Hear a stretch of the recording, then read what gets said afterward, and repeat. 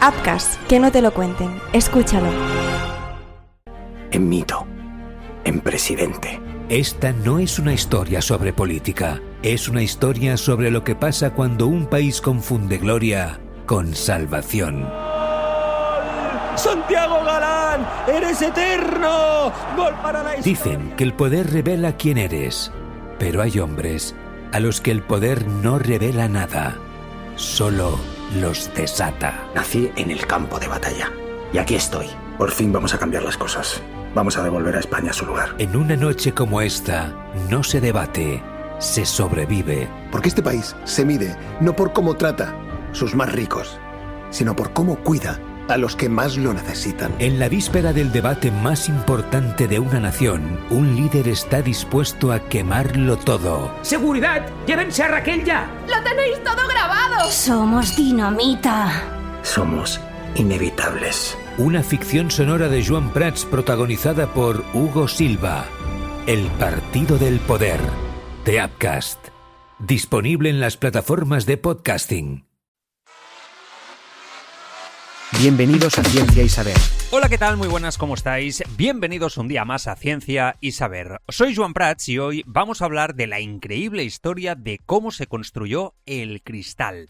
Pero antes, dejadme que os recomiende El Partido del Poder, una ficción sonora hecha, producida por los responsables de Ciencia y Saber, de Apcas, que os traslada a un escenario previo a las elecciones del gobierno, donde Santiago Galán, un exfutbolista, el mejor futbolista de todos los tiempos, decide presentarse a las elecciones del gobierno. Y pasan toda una serie de acontecimientos de lo más tensionados y de lo más emocionantes, y además en una ficción sonora valiente, protagonizada por el actor español Hugo Silva, que os hará reflexionar sobre el momento de la política actual. Ahora sí, sigamos. Durante miles de años, el ser humano ha convivido con un material tan cotidiano que rara vez se detiene a pensar en su origen. Está en las ventanas que nos protegen del frío y del ruido, en las pantallas que consultamos cientos de veces al día, en los laboratorios donde se investiga el origen de las enfermedades, en los telescopios que exploran el universo y en los instrumentos quirúrgicos que salvan vidas.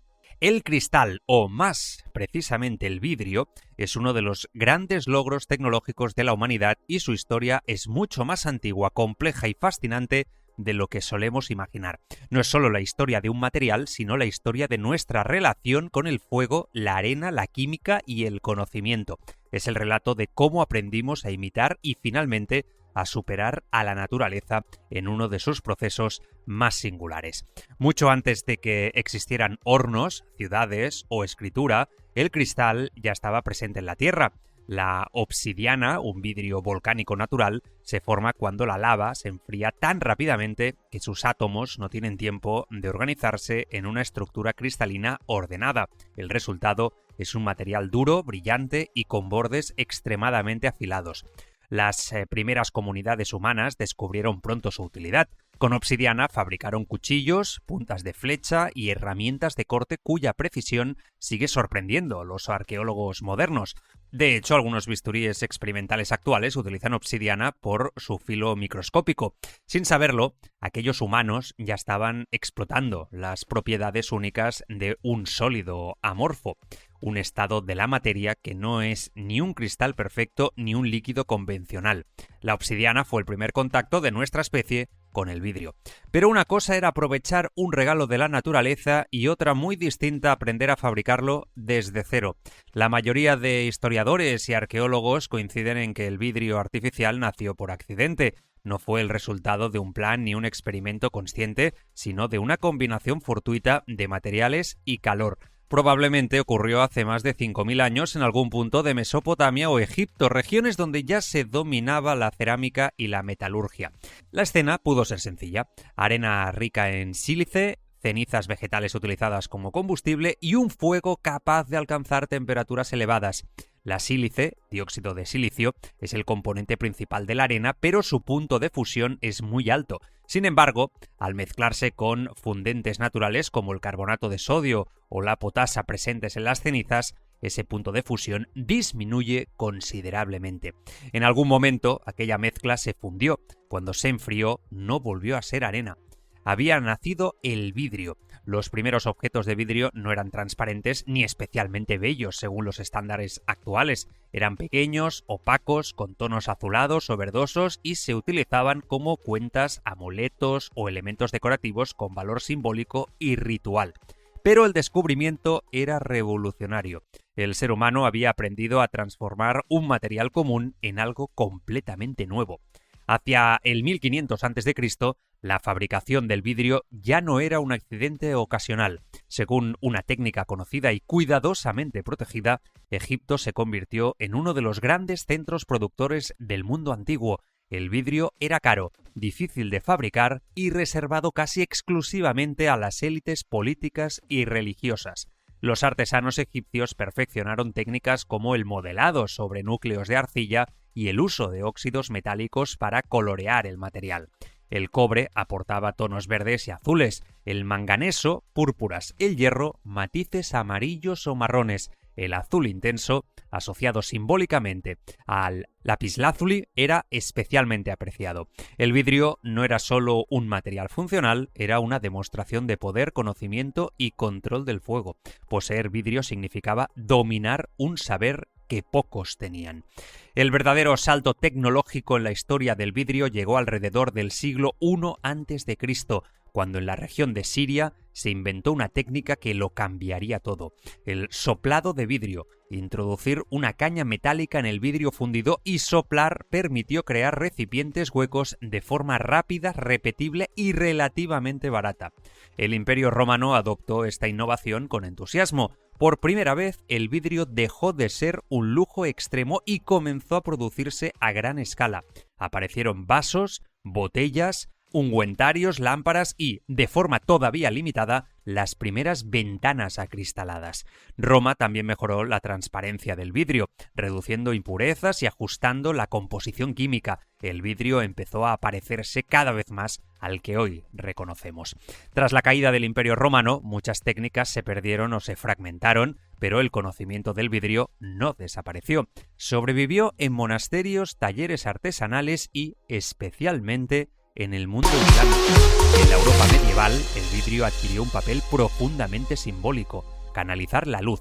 Las vidrieras de las grandes catedrales góticas no eran simples elementos decorativos, eran instrumentos teológicos. La luz coloreada que atravesaba el vidrio representaba la presencia divina. Cada vidriera era una obra de ingeniería artesanal: selección precisa de materiales, control del horno, dominio del color y una paciencia extrema.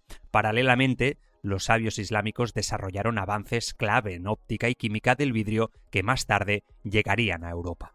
Entre los siglos XIII y XVII, Venecia se convirtió en la capital mundial del vidrio.